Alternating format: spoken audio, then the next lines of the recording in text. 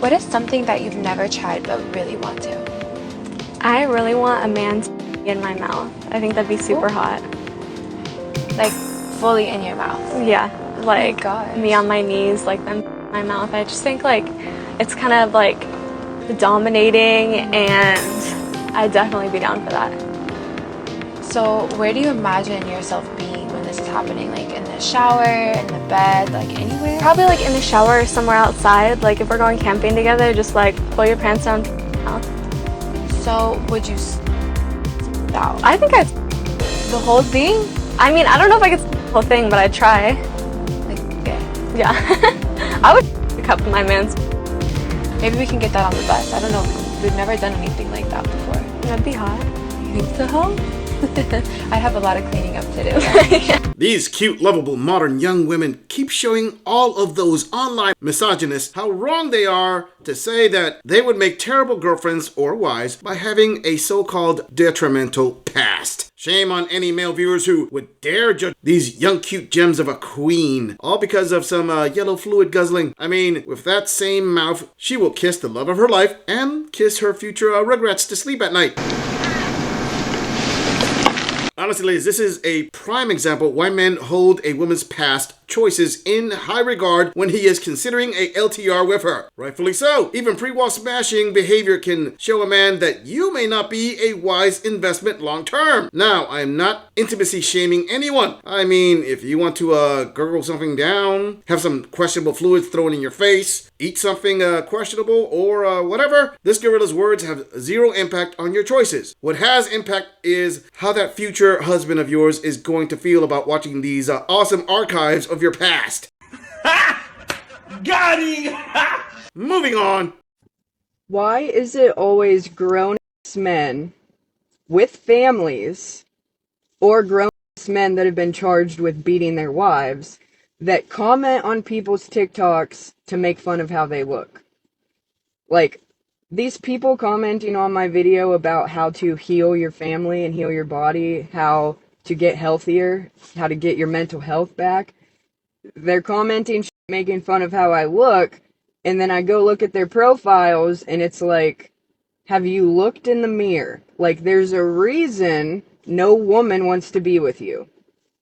It blows my mind that people will look at a video that's trying to help them, literally free content that's trying to help them, and tear down a woman they've never met, never had any issue with, a kind soul. You know, it blows my mind. Like, the men in this world are so feminine now, it's disgusting. It's disgusting. Like, men cause more drama than women do, and it's sad. And that's exactly why this world is coming to what it is. All these commenting on shit because they like little boys instead of women, thanks Satan, they want to comment and make fun of a woman to make themselves feel better about diddling little boys. Like, it just blows my mind. Grown men with families or grown men who have been charged with beating their wives. Let me address very quickly that line right there sounded very personal, as if she knew the men who were making fun of her. Also, I like how she just dropped the lines about beating wives charges, as in it probably means the charges were dropped with no conviction. If not, she would have just said convicted of beating wives. Also, she started off by saying married men make fun of her, but then states there is a reason women don't want to be with those men.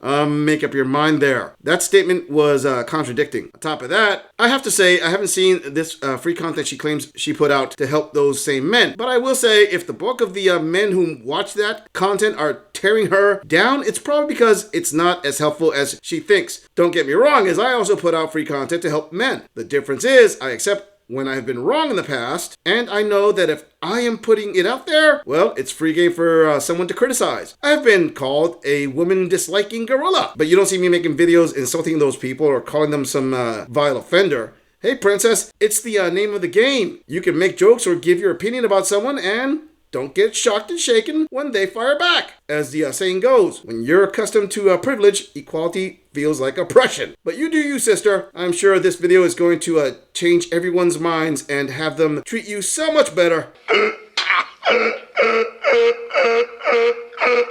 Moving on. as I'm about to start the journey that is getting ready for drinks and happy hour, lotioning it up, skincare, makeup, just making sure to look and smell my best because it makes me feel my best, I'm also reminded of one thing. The fact that men show up to dates in sweatpants. Sweatpants! I'm not talking about like coming over and chilling, that's one thing, that's fine. I'm talking, we're going out for drinks at like a nice restaurant, where you definitely shouldn't be wearing sweatpants. And it's not even like nice sweatpants. Like these men are showing up in like sweatpants that have clearly been in a little ball on your floor, and you picked them up, probably not even clean, and you put them on and went on a date with me. Not even like the cool ones that are like tapered at the end, like the fashionable sweatpants, like straight up grimy sweatpants to go to dinner. And I'm like over here looking and feeling my absolute best because I put the effort in. Is this the new standard? Sweatpants. I love sweatpants. There's a time and place for sweatpants, believe me, there is. But not on a date. Not on a date where we're getting drinks and where you're possibly, gonna get laid. Take the sweatpants off, bro. Sweatpants on a first date. I'm about to say something that is going to hurt some female fifis, but I'm going to keep it 100. You see, when women heard this, they probably were thinking the guy is a bum or a loser. When men heard this video, they were thinking, for the most part, something very different. And I promise that the bulk of it falls mostly on her side of the court. I mean, she gave several clues. Let me translate them for my XX chromosome closed caption required. If the guy shows up in sweatpants, off rip, we know he was probably a ripped gym bro she and many other women found hot. Second clue was she complained about the condition of the sweatpants, not how they looked on him. If they looked ridiculous because he was out of shape, she would have mentioned that immediately. So we know he is a Chad/Aaron. The other big clue was saying he had a chance to get laid. That tells men very quickly he was absolutely hot, since she had already made up her mind to sleep with him. What she is really upset about is how this chiseled Chad/Aaron didn't put that much effort into his outfit for her. That probably made her realize that this is basically the only type of effort he has to put into get women in his bed. Keep that skull, baby. That's what I'm talking about. Sister, I just got to say, he wasn't hurting to make you the next woman in his bed, i.e., you were getting treated like the possible third string on his roster. Hey, players are gonna play. And if she wanted a guy to dress up and give her a better dating experience, maybe she should have dated guys on her SMV level and stop shooting for a jacked up Community D Thunderschlong. Moving on. So fear of failure is actually a really common reason why a lot of people procrastinate, and it's a huge reason why I procrastinate, because I'm terrified to fail.